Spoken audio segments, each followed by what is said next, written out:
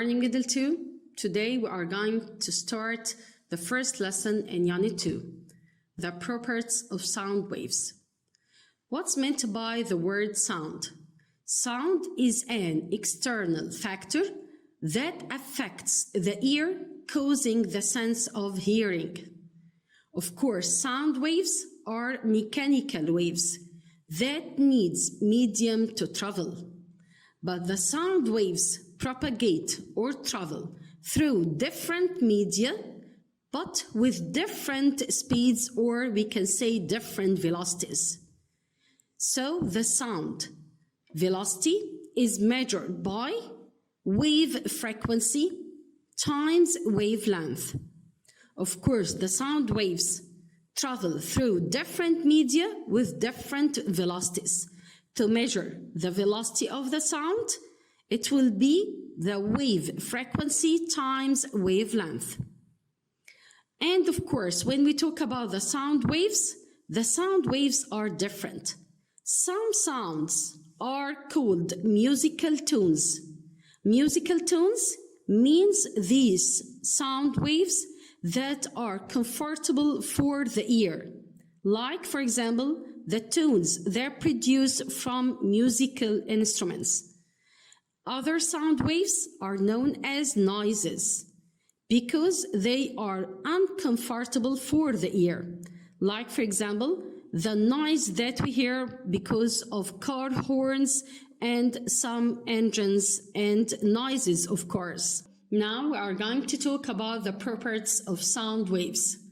These are the properties of sound waves: the sound pitch, sound intensity, and the sound quality. The first property of sound waves is called sound pitch. Sound pitch is the property that we use to distinguish or differentiate between rough or harsh sounds or sharp, or we can say soft sounds.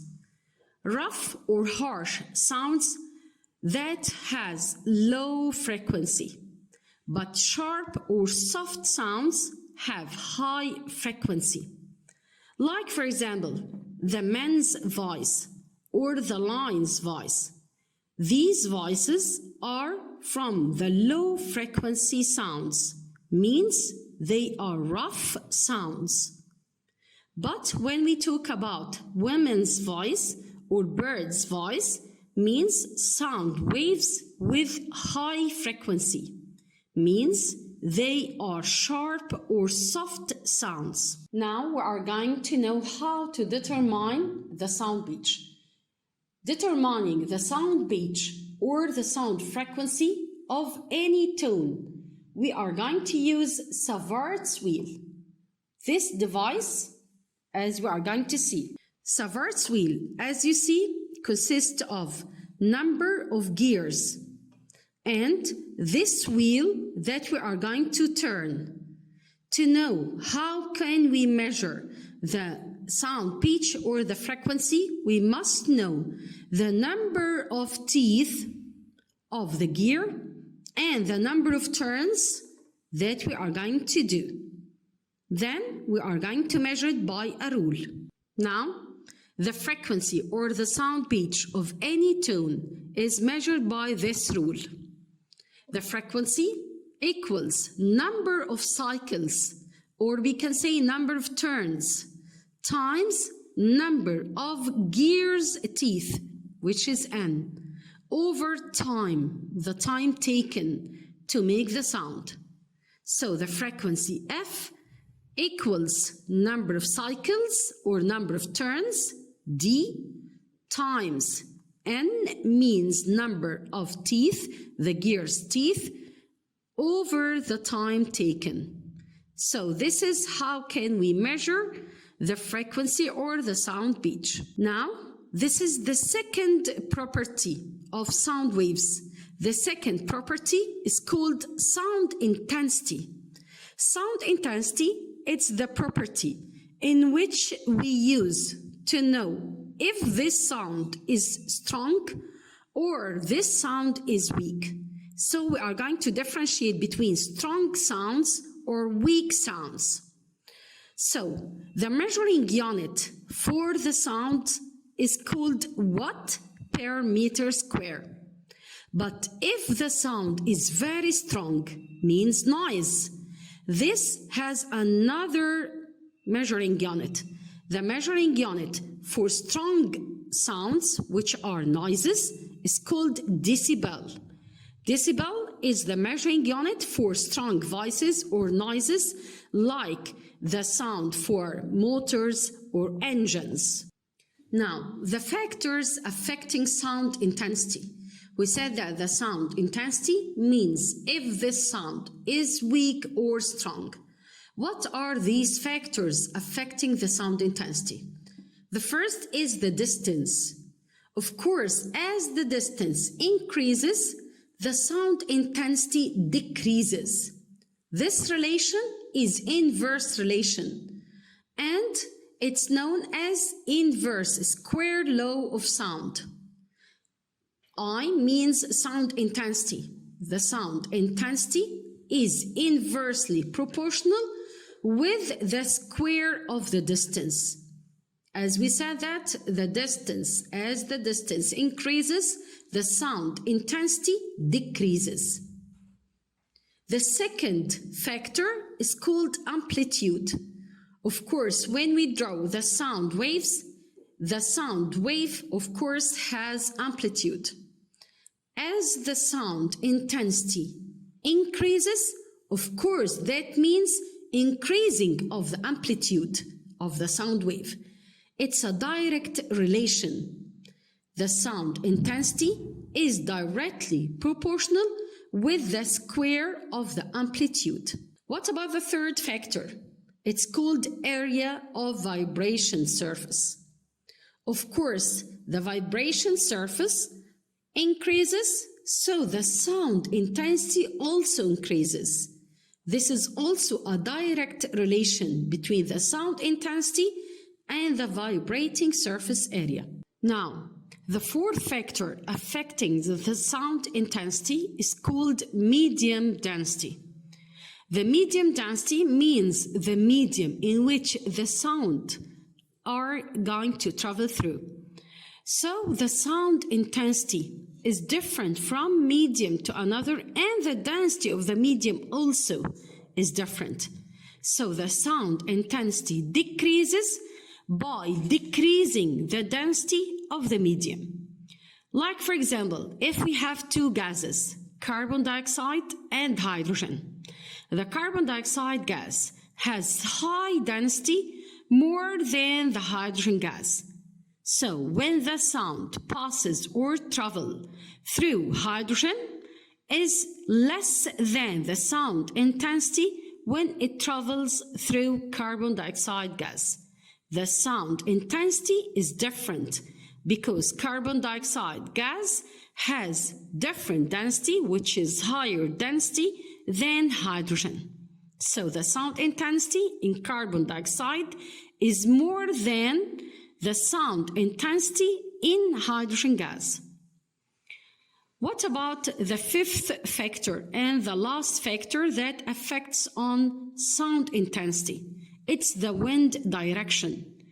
Of course, the sound intensity depends on the direction of the wind. The sound intensity increases when the direction of the wind has the same direction of wave propagation. If the direction of the wind in the same direction of the sound intensity increases. And when the direction of the wind is opposite to the sound, so the sound intensity decreases. Now, when we talk about the properties of sound waves, the third property is called sound quality, or the type of the sound. The sound quality or the type of the sound, it's the property in which the human's ear can differentiate or distinguish between sounds, even they are equal in intensity and equal in pitch, as we are going to know now. Now, when we talk about the types of sound waves, Types of sound waves are three: infrasonic, sonic, and ultrasonic. What's the difference between the three types of sound waves? Infrasonic means these are types of sound waves that has frequency less than 20 Hz.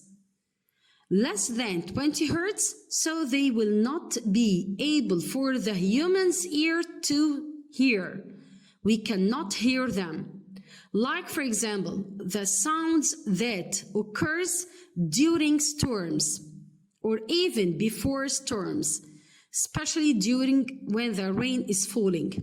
They are known as infrasonic, cannot be heard by the human's ear. What about sonic sound waves? Sonic sound waves are sound waves have frequency between 20 Hz and 20 kilohertz. These sound waves are known as sonic because the human's ear can distinguish, means the human's ear can hear. And the third type of sound waves that are known as ultrasonic. Ultrasonic, they have frequency more than 20 kilohertz. More than 20 kilohertz, also they cannot be heard by human, as the sounds of some animals and also dogs and dolphins. They can hear these ultrasonic waves. Like, for example, the dolphins produces sounds in water. These sounds are ultrasonic sound waves because the human cannot hear them, because they are more than 20 kilohertz. Now, we are going to know what about the life applications of sound waves. We use sound waves in many things in our daily life. Now, when we talk about the ultrasonic waves, these sound waves that are more than 20 kilohertz, they cannot be heard by the human's ear, but we can use them in many things, many useful things, like, for example, in the medical field. In the medical field, for example, we use the ultrasound waves or ultrasonic waves in the diagnosis for some diseases to know what about the type of the disease. So we use ultrasonic waves.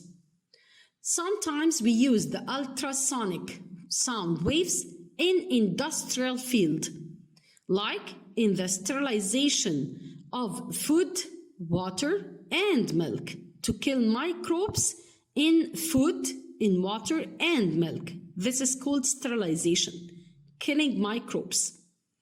Also, we can use the ultrasound waves, ultrasonic sound waves in military field. Some armies use them to discover landmines.